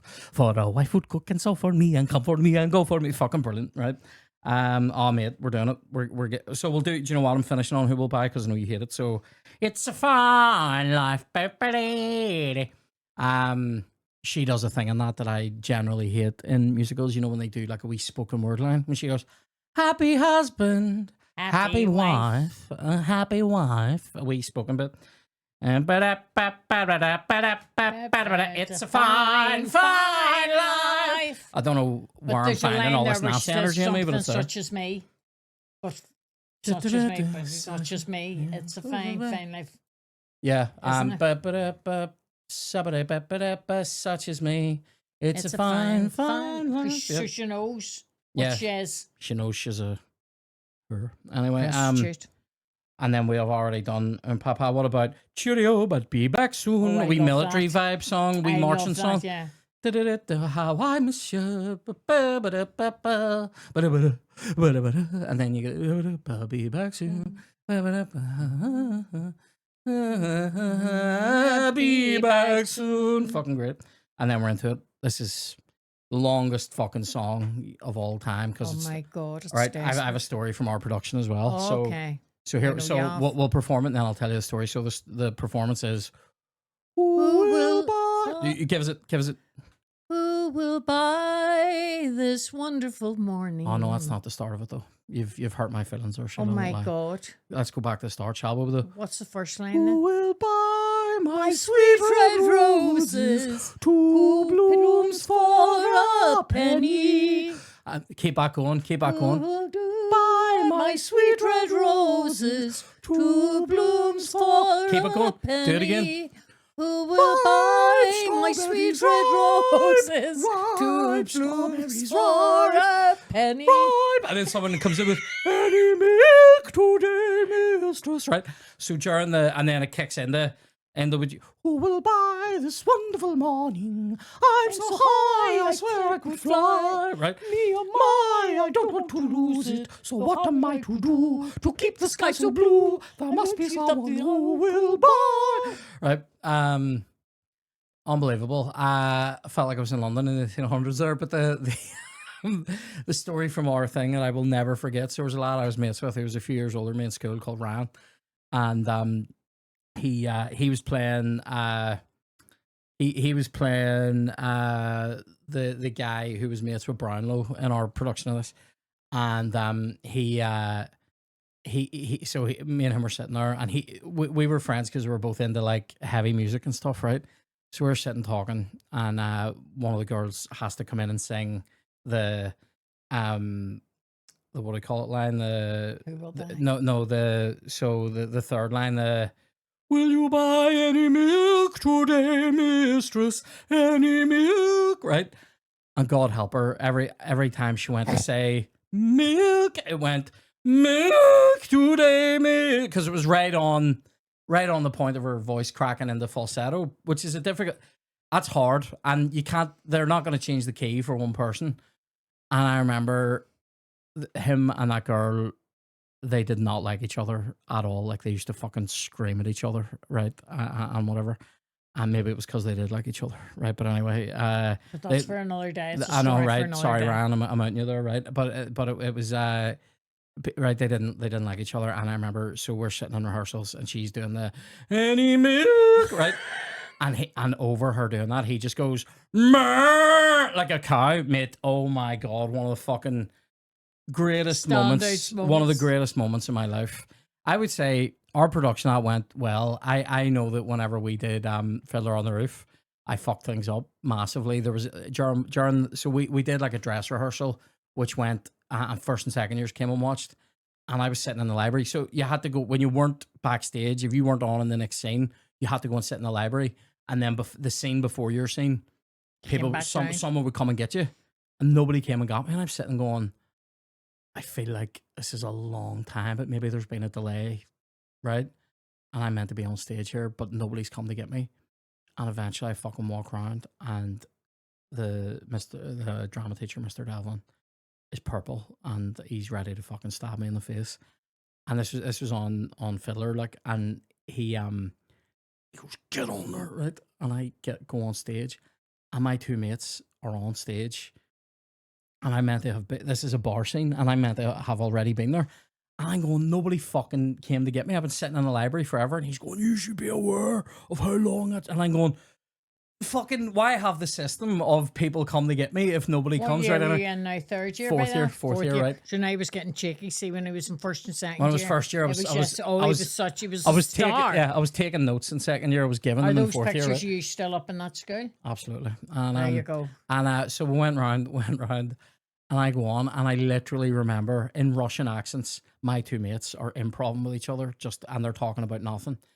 One of them literally goes, "What about Man United?" Like literally, like they're fucking talking about nothing. And I come on stage and they're all like, "Oh, Laser, you finally fucking made it." You know what I mean? Because I've been fucking around in the library. And then I also remember one of the fucking best things that happened. Actually, I mentioned Miss McCross in there. She was giving shit to so after that dress rehearsal, which was a disaster, right? And it always is. They gave me shit for not being there, and I did fight back for about 5 seconds. Where I went, nobody fucking came to get me. You should know. You should. And I'm like, right, fine, fuck's sake. And they turn around to my mate Marty, and they go, and Martin. And by the way, Marty wasn't an actor. Marty only got a part in this play because he was meant to be going to Gaelic training, and Gaelic training got called off, and the auditions were on, but his lift wasn't coming, so he went for a laugh, the audition for the play, and ended up getting the part of the barman in the fucking play, right? So he's sitting there, and to be fair, he could do a good Russian accent, and we're sitting there, and they're giving a shit, and McCross goes to Marty, and Martin, she's been giving shit to different people for various things, and goes, and Martin, I can't understand a word out of you. You're up there speaking gobbledygook. And Marty just goes, madness. It was so fucking good. It was one of them ones where he says it and you're sitting beside him and you just go, because you know they're just going to fucking land on him like a ton of shit. See, when he said that, madness, it's like a time I said about before where one of our teachers was giving off at somebody and he just goes, smell your breath. And I remember just going, oh, fucking amazing. But anyway, let's take a very quick break here for this Patreon advert. So if you like what you see here over at Back to the Features, maybe you would like to go over onto patreon.com/Ciaran Bartlett Comedy and check it out there. That's our Patreon account. We do an extra episode of the podcast called Take 5 every week, every Thursday that comes out. You can also have access to our cookery segment, Smells Bitchin', where I use all the culinary skills I learned from Maw Bartlett to destroy things in my own kitchen. By the way, there's an episode on there where I fucking fully burn pasta, by the way. Like it's hanging out of the pot and it sets on fire. And Chloe gave me so much shit for it. And then she fucking did that last night for real. And I had to swoop in and save the motherfucking day. But anyway, yeah, it's a fun time. It's £4 a month plus VAT. We also have all my comedy specials on there, including the brand new Grand Opera House show, Phantom of the Opera House, which is like a fucking nearly 2-hour special. Loads of music in there, loads of fun, loads of slapping at the crowd. It's everything you would expect. It's very rude, but fun, guys. So check it out over at patreon.com/Ciaran Bartlett Comedy. And now on with the podcast. Let's move on to the chokey. This is when we talk about moments in the movie that make you emotional, choke you up. Is there anything? Obviously, Nancy's fucking murder is horrible. It doesn't choke me up. Ruthless. Well, do you know what I mean? Live a dangerous life. You lay down Get with it. dogs, you get up there, fleas, you know what I mean? Oh my god, I love that though. The first thing on mine is Nancy's death is grim, and you're just like, fuck her. It Fagin, wouldn't choke me up. it chokes me up because it's really grim. It's so violent, like. See, it's so violent anyway, but it's really violent in the context of a musical. Musicals are normally happy at first, and this has been mostly happy, and the sadness is lurking in the background, and then it's like, actually, here's a full fucking evil man killing a woman. Like, yeah, when you think crazy. She's got away, when you think, but that see, to me, choky means that you feel a wee bit emotional. Yeah, no, it does. Well, I do feel emotional, like about her heart rate doesn't change during the murder. Not at all. I'm a hard-hearted bitch, right? See the bit that made me say yesterday and said to you earlier, did Fagin have a soft spot for him? I've said that. It's the way he looks at him. And if you look at Ron Moody's eyes, he's brilliant, isn't he? You could just see he's going, this kid shouldn't be here. Yeah. No, I've said there. And if I could save him, I would, but he's no choice. I've said when Fagin realizes he's kind of a villain. And also the moments, there's another moment in it when when he sort of realizes he's like this doesn't really make me sad per se, but like when he realizes he's kind of a piece of shit himself, it's Yeah. kind of hard. And then I said when there's a moment when Dodger realizes that Bill Sykes is a bastard and Bill Sykes has been his hero, Mm-hmm. and he realizes he's a bastard, and it's kind of sad. And it was a deeply emotional point for my character, Sheila, when I had to convey that not in dialogue, but merely in expression and body language, and it was difficult. But You know, any another other bit parts that, make you yes, choke up? I think it does make me choke up, but I think it's a lovely part when Nancy and her friend come to the house at the beginning for Oliver, yes, yeah, for to get the money, yeah, and you see how much she loves the kids, yeah, and the yeah, kids love her, yeah. and it's sort of that's what her life should Could be be, like. yeah. Without Bill in the middle of that, Yes, it's actually it that is- works. yes, Yeah. yeah. And then let's talk about special effects. This is what WTFX, what the FX. Worst special effects moments. Now I have two. One is the when Bill gets shot, the blood pack on him looks like orange juice. Like it's so bright, it's shite looking. But this is a thing they did in specifically in the 50s and 60s in color film. The blood is garishly red because Right, they're trying to go. There's blood on this guy, so right. the effect because real blood is darker and sort of nearly looks brown on film sometimes. Mhm. So they try to red it, but it looks like it looks like he's poured fucking red Fanta on himself. So I think that looks shit. And then the other bit that looks shit to me is when Fagin drops all like his wee jewelry box into the swampy marsh And- stuff. And the crown goes down. It's the way it looks. It looks shit. Mm, Like because you can tell it's probably just a box of this stuff. mm. It's too thick for that to go into. Yeah, kind of yeah. thing. It just looks shit. Is Yeah. there any other But special then you effects? see, you have to say it was the 60s. You're looking at special effects now that like are amazing that you would never. Well, I know, but like even if you take something like Where Eagles Dare, right? Well, I think him hanging is enough. I sat looking at that last night and I went, it's so obvious. You know, when he gets shot, Yep. when Bill Sykes gets shot and he's swinging back and Yep. forth on that rope, and you go, you know what? That's so obvious, so don't we? Yeah, yeah. Hanging there. There was no like one shot and he was dead. And Yep. that is the other thing. That is awful. Yep. That's terrible. All those people are down there screaming. There he is. He's Yeah. got the wee boy. And this peeler pulls out a gun that size and points it like how This many peeler. feet in the air. One shot know, yeah. and Bill Sykes is I dead. know, yeah. Go rot yourself. I also remember on the dress rehearsal of Oliver, the lad that was playing the cop in ours. So we didn't have a real gun. They made like an old timey looking gun just out of metal and It's wood. not terrible. They didn't have a real gun in school. Well, I mean, if Sheila- you'd been in America, you would have had one. But here you are. Here. It was the 70s, and we didn't 80s. We didn't have a real gun. it was the an 90s. Yeah, it was an assault rifle. That's and, right. But then decommissioning would have I taken know, place. yeah. So you needed to Well, go ahead. so they made this wee prop gun, right? But when I was saying it wasn't real, I was meaning it wasn't a cap gun. It wasn't going to fire and make a noise. I know that. So the way they did it was they had squibs that Mr. Dalvin would light and throw out under this wee part of the stage, and then I think his name was Greg. Greg's supposed to wait for the sound and then do that.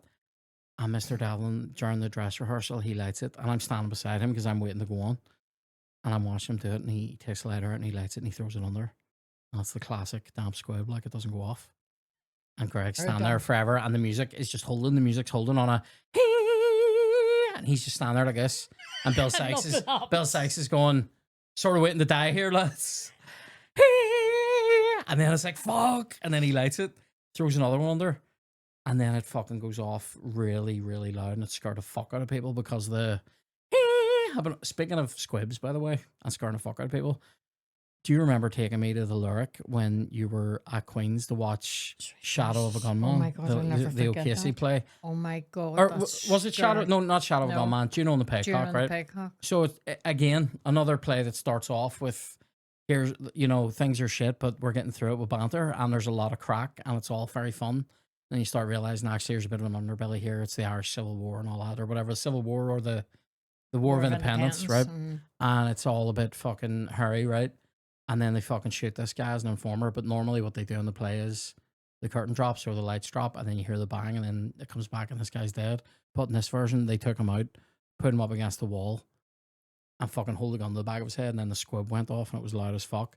And then he bust the blood pack with his hand. He's standing like this up against the wall. He busts a blood pack up against the wall and then scrapes it down the wall. And it was fucking. I was traumatized. It was because I was about fucking 9. I was very violent. And the gun going off in that. It was so loud in that wee. Yeah, and plus we knew what was going on outside. Yeah, so no, it yeah. sounded so real. Yeah, no, it was crazy. Scary. It was crazy. So anything else that looks shite effects wise? The swinging rope is a great shout for me. By the way, swinging rope's awful. I've just remembered. Sorry, I need to say this. Or no, sorry, I've got it. I've got it for the next. Sorry, go ahead. Go ahead. I can't think. There isn't really anything else that stands really out as being shite. Did you really go on? That's a wee bit unbelievable. Yeah, apart from the thousands of people all singing in perfect time with each other, but like it's fine. And it isn't a special effect. And I know they had the dancers all going, and you know the policemen and the butchers and all that kind of thing. The bit that really annoyed me was the 2 ministers coming out from the wedding. That is so annoying. I'm walking down the thing. I'm doing the wee hops. And then we did that so hop, and I went, I'll grow up. That is ridiculous. That wasn't needed at all. It's so annoying. If they had just walked through, you could see they were coming out of a wedding. Yeah. So you were trying to get all of London life into this. Yeah, into this scene. Yeah. Yeah, it was the kind of the same thing as in My Fair Lady when he does, you know, I'm getting married in the morning. He's dancing and you see all of London. Yeah. No, it's very fucking annoying that, but so Hunt double. This is when we talk about. Did you spot any stuntmen on screen? Now I spotted one. There is a stuntman.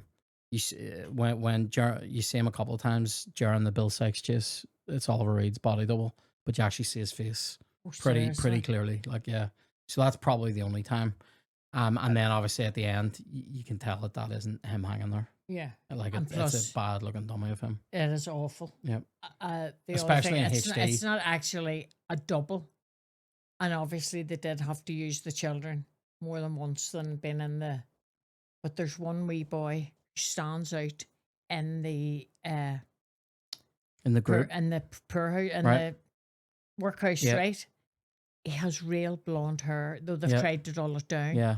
And then he's in about 3 scenes after. You know, he's about 3 times. Is he also one of the? He's also one of the pickpockets, is he? Yes. Yeah. Is he the?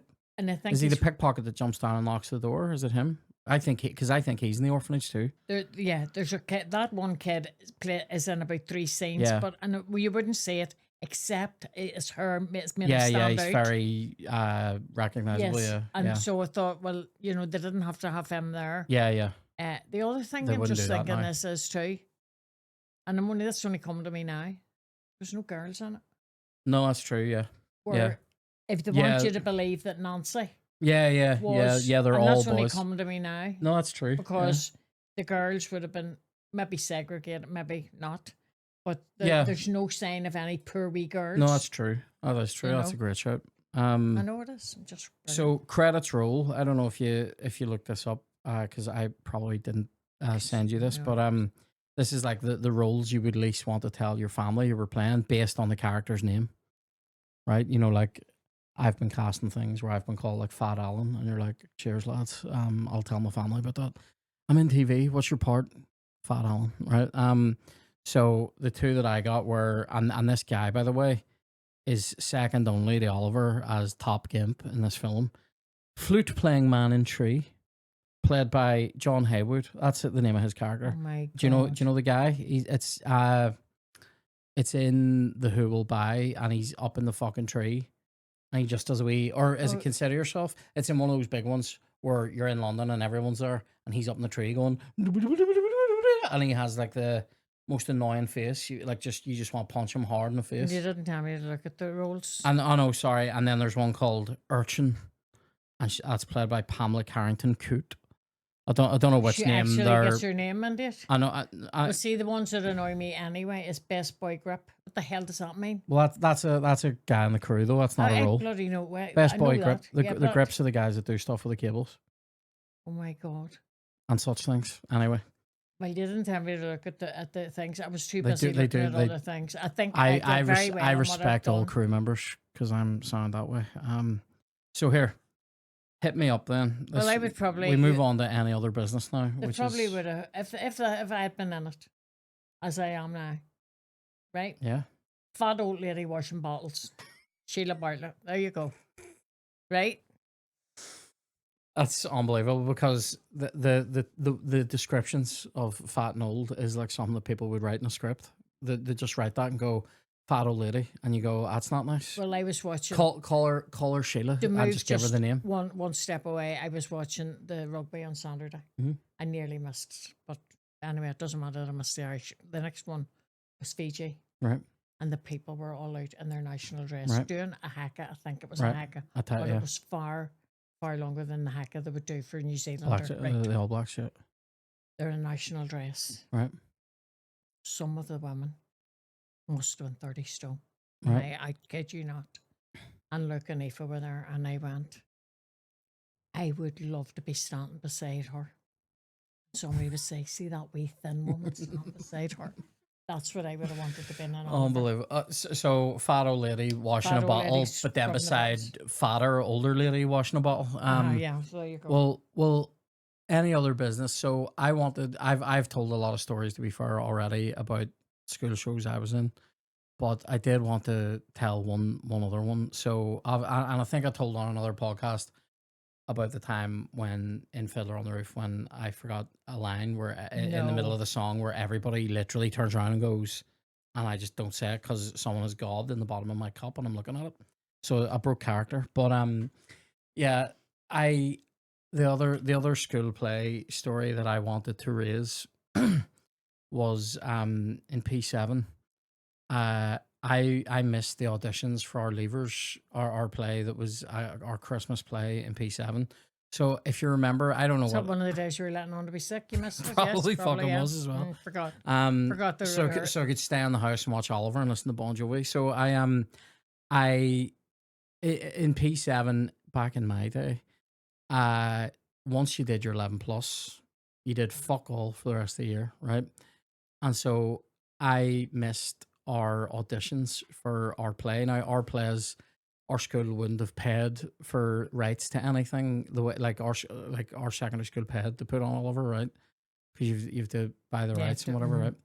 And it's not expensive; it's like a few £100. But our primary school, one of the teachers just used to write the plays, right? And they would write wee songs or they'd write wee parodies of big pop songs, right? And so the story of ours was about Ricky. He was a wee dick that wanted this trumpet out of the window, and it was a wee plastic trumpet. He wanted this trumpet out of the toy shop, and then he gets it, and it's Gabriel's trumpet, and the angel Gabriel comes to him and takes him back so he sees the nativity. But Ricky is the main character in the play, and of course, little show child Twank wanted to be Ricky, but missed the day of the auditions, right? So they cast this other wee boy in it, and then he wasn't doing very well, and so they went to recast it, and me and this other lad, who has gone on to become the Belfast food blogger, who I worked with in Tesco as well, called Connor. He went for it as well, and we both went for it. And Connor got the part, right? But do you remember me learning the lines? This is learning the lines for Ricky. There was a line in it where I'm supposed to go, where Gabriel is pointing down out of the sky with me by his side, with Ricky by his side, going, look, there's the shepherds there. And I'm supposed to say, where I can't see them, right? And for whatever reason, in my head was this line reading, where? I can't see them. I can't see them, right? And I just remember getting, like, we're running the scene in the house to me to try to get these lines for the wee audition, right? And I couldn't do it. I could say all the other lines, because this is the thing. I think when you're a kid as well, you think you need to speak like this to be on stage, right? Instead of just going, you think you need to speak like this to be on stage, right? So I'm getting sort of beat out of me. The kind of like, can you fucking just say it normal? A roll of cotton. I know, yeah. Say it normal was the note that I was giving, and I'm going, I'm saying it normal. I'm saying it normal. Do it again. Where? I can't see that, mate. Do you remember? It went like it was. I mean, seriously, say it. It went on. Like if somebody goes, "Where's my shoes?" and you go, "They're over there." Where? I can't see them. Like it's. Oh man, I got fucking ripped up, and then I ended up playing the part of Ricky's dad. So I had to play old, and they gave me a flat cap, and I remember fucking tottering out to do one of my lines. Stole the show, whatever. But it was a lot of fun. Do you have any school show stories? Were you ever in a school I show? was never in a school show. God help me. No. No, I was in the choir in primary school. We were putting on a spec, and looking back on it now, it was 1958. Right. A long one in a galaxy time far, ago, far right? away. Yep. Or down. So it was. I'm gonna kill you. It was the. It must have been. Would it have been 1,500 years from Patrick died? Yeah. Probably, aye. Right. Yeah. So it was a big Yeah, thing. no, that's about right. There was yeah. thing like in Saul and all this here, Right, right? right. So we were putting on a special A St. Patrick's Day concert. thing, right? Yeah, right. Now I was in P7. I had a bitch of a. She should have been a Nancy. She was a that's Nancy. it. She She was was a a her, Nancy yeah. character, she was a her of a teacher.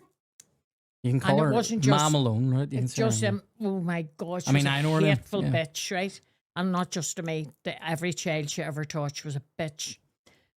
So, anyway, we were rehearsing and we were learning songs in Irish that you didn't know Irish. Yeah. You were just phonetically taught Yeah, this. You yeah. didn't know what it meant. You're singing Do Has Linny of Patrick. I can remember that bit. Hail Gloria St. Patrick in Irish. Right. Right? We all had to get new dresses.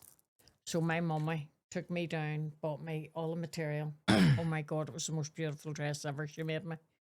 And it was purple. It was taffeta. Then it had an overskirt on it with purple flowers. Oh, it was beautiful. And a purple sash What's around it. taffeta? It's a material not as heavy as silk.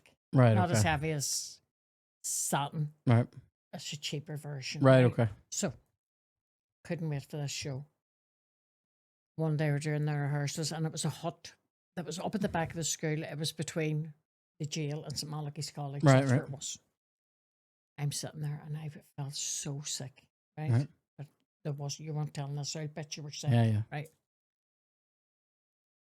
The head nun came in, who was equally Fun. a lovely person, Yeah. right? But she walked up and she went, "What's wrong with that child? That child's sick. Right. You need to go home." I was sent home on the bus on my own. Mental. I was sick the whole way home, right? Missed the show. The dress never went on. Oh. And I've always regretted that I was so sick. Yeah, you couldn't. Right? 'Cause all I remember about that, after that, actually getting home, was our doctor standing in the Yeah. room with me as how sick I was. I think I had a flu or something, Yeah. but that bitch wouldn't have let you go, right? Yep. So in school, sort of, when our school, secondary school opened, it wasn't running long enough to put on Aye, shows. So by aye. the time I left, Yeah. like there were shows after that and all, but no, I wasn't in any school shows. Were you in any, love? Do you want to jump in for 2 minutes here? I also sorry, go ahead. See if she was in a show, I'm going to kill her. She definitely was. I was in a stage production of Billy Goat's Gruff in primary school, and I was stage production. I was one of the trolls under the bridge, Yeah. and one of the goats was coming over the bridge, and I missed my cue. Yeah. I'm too busy, just in my own mind. Chloe went method. She lived as a goat for 3 weeks before it. Meanwhile, my teacher's freaking the bop side stage, going, "Get up, get up! You know, Yeah. do your bit." And I get up now and "Rah!" We girl fell off the stage and broke her arm. That's fucking unreal. There's definitely there was a picture of me fucking choking the wee lad that played my donkey when I Oh was my Joseph. God. Why? Look, now that was the worst. I know they actually put a real rope around the child's neck. and give it to me And and, give it to him. and told me you need to pull the donkey You along. need to pull the donkey. The wee fella didn't want to move. Mr. I'm here. Bartlett decided he was moving, I'm and he here. near choked the we child. needed to get the fucking Bethlehem, Sheila. All right, I had me and Mary had to stick our names in the big book. All right, and there was no And fucking this time. child just wasn't moving, right? Yeah, no. And kicked. And then he never Ciaran. moved again because I fucking I cut off the fucking flow to his brain. Mate, yeah, absolutely buck mad when you look back on that. I also remember when we did when we did the Shakespeare Festival in Aquinas in first and second year, which was like all each class does like a 15-20 Yeah. minute kind of abridged version of a show, but it's all thematic. So like you would do Romeo and Juliet, but with a theme. So like ours was like mafia. So instead, there were two mafia families fighting with each other. So everybody's wearing like fucking, suits and fucking with like fucking fake guns and all that stuff instead of swords. And I mean, that was one of the fucking best times was doing that. And I would love to see video of that because I know they videoed the one in second year. Where somehow we did 12th night, but it was set in Ibiza, and I had to do a rap during that. So fuck, if anyone has footage of that, please send it my way because I'm sure it's fucking horrific. So before we finish today, just please enjoy a little bit or two from our production of Oliver because I had the tape of this and I got it made into a DVD a couple of years ago. And Chloe's gonna cut up one or two bits of me in it, and we'll share it with you so you can see. But You'll been see great. the genius he really You will. was. You'll see. You'll be able to see the journey of my talent. And I thanks for being here today, Maw Bartlett. No, it was great, and it was a great. lot of It was crack. great to look and to take the Oliver apart. Yeah, Nearly, yeah. like, Well, you would want to take Oliver apart to be fair. well, 'Cause I he's a will wee take dick, him apart, but yeah, it was good fun. It was. Thanks for being here, and we'll see you in the next one. Take it easy. Okay, bye. Bye.